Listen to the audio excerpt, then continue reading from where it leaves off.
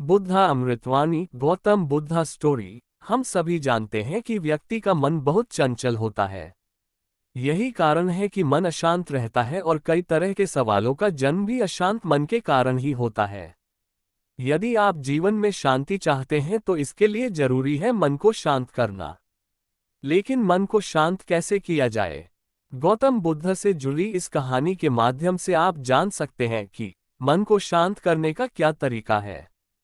इसमें भगवान गौतम बुद्ध द्वारा मन को शांत करने के आयामों के बारे में बताया गया है। जानते हैं इस कहानी के बारे में जिससे आपका जीवन बदल जाएगा।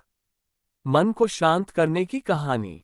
एक बार एक लड़का गौतम बुद्ध के पास जाकर कहता है, मेरे जीवन में बहुत अशांति है। कृपा करके आप मेरा मार्गदर्शन कीजिए जिससे कि मैं इस अशांति से छुटकारा पा सकूं। गौतम बुद्ध लड़के से जीवन की अशांति का कारण पूछते हैं। लड़का उत्तर देता है, अत्यधिक विचारों के कारण मेरे भीतर बहुत सारे विचार आते हैं जिससे मेरा मन अशांत रहता है। बुद्ध मुस्कुराते हुए कहते हैं, ऊपर आकाश की ओर देखो और बताओ कि तुम्हें सूर्य दिख रहा है। लड़का ऊपर देखता है और कहता है, धूप दिख रहा है। बुद्ध उससे पूछते हैं कि अगर तुम लगातार धूप में खड़े रहोगे तब क्या होगा? वह कहता है, मुझे अत्यधिक गर्मी लगेगी और शरीर में बेचैनी होगी।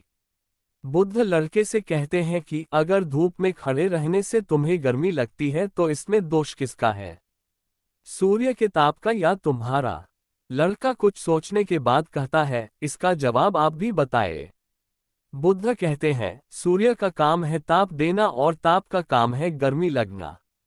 ऐसे में तो दोष तुम्हारा ही है कि तुम धूप में जाकर खड़े हुए जिससे कि तुम्हें गर्मी लगी। तुम्हें अगर शीतलता चाहिए तो तुम्हें छांव में रहना होगा। ठीक इसी तरह चंचल मन का भी स्वभाव होता है विचारों और भावनाओं को जागृत करना। विचार क्षण भर के लिए होते हैं लेकिन विचार से पैदा हुई भावनाएं देर तक टिकी रहती है। लेकिन ये तुम्हें निर्णय लेना है कि तुम्हें विचार और भावनाओं के साथ चलना है या अलग दिशा बनानी है।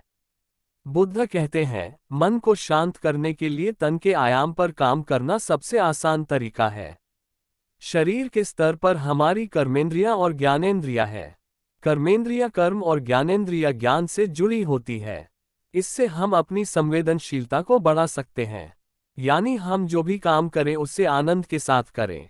मन के आयाम से हटकर तन के आयाम पर जाने से ही तुम्हारा चित्त शांत होगा। ऐसा करने से तुम मन के आयाम से हटकर शरीर के आयाम पर आ जाओगे। ठीक उसी तरह जैसे तुम धूप से हटकर छांव में आ सकते थे। मन के आयाम से हटने पर तुम्हारी जागरूकता तन पर आ जाएगी। जब तुम तन के आयाम पर काम करोगे तब तुम्हारा चित्त शांत होगा। इसलिए हर काम को तन के आयाम पर करने से मन स्वतः शांत हो जाता है। लड़का बुद्ध से कहता है, अपने भीतर के सुर को कैसे सुने? बुद्ध कहते हैं, किसी शांत स्थान पर रहकर जहां शांति हो, तब अपनी आंखें बंद करो और मन के भीतर चल रहे शोर से हटकर भीतर के सुर को सुनने की कोशिश करो। सुर निरंतर चलता रहता है, लेकिन बाहर के शोर के कारण तुम अपने मन के भीतर चल रहे सुर को नहीं सुन पाते हो। जब तुम अपने दोनों कानों को अपने हाथों से बंद कर दोगे तभी मन के सुर को सुन पाओगे। इस तरह तुम मन की अशांति से दूर हो जाओगे और तुम्हारा मन शांत हो जाएगा। तो दोस्तों, आपको मेरी ये कहानी कैसी लगी? अगर अच्छी लगी तो लाइक शेयर और सब्सक्राइब जरूर करें।